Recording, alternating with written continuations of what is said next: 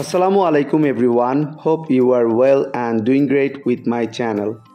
আজকের এই ভিডিওতে আমি আপনাদের সাথে শেয়ার করব একটি অ্যাডভান্স ইংলিশ স্ট্রাকচার। সো ভিডিওটি না টেনে শেষ অবধি দেখুন। আমি চাই তুমি যাও, আমি চাই তুমি আসো, আমি চাই তুমি ঘুমাও, আমি চাই তুমি খাও। এই প্রতিটা বাক্যে যে জিনিসটা কমন আমরা দেখতে পাচ্ছি সেটা হলো আমি চাই। সো যখন আমরা কোনো সেন্টেন্সে আমি চাই বাক্যটি দেখতে পাবো সেক্ষেত্রে আমাদের ব্যবহার করতে হবে আই ওয়ান্ট।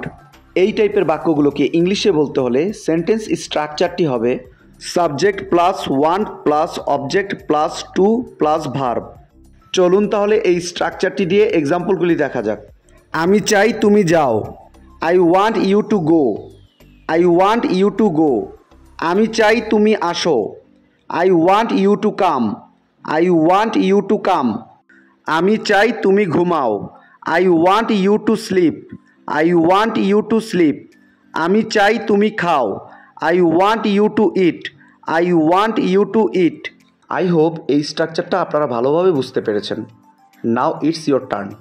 আমি চাই তুমি খেলো, আমি চাই তুমি খেলো।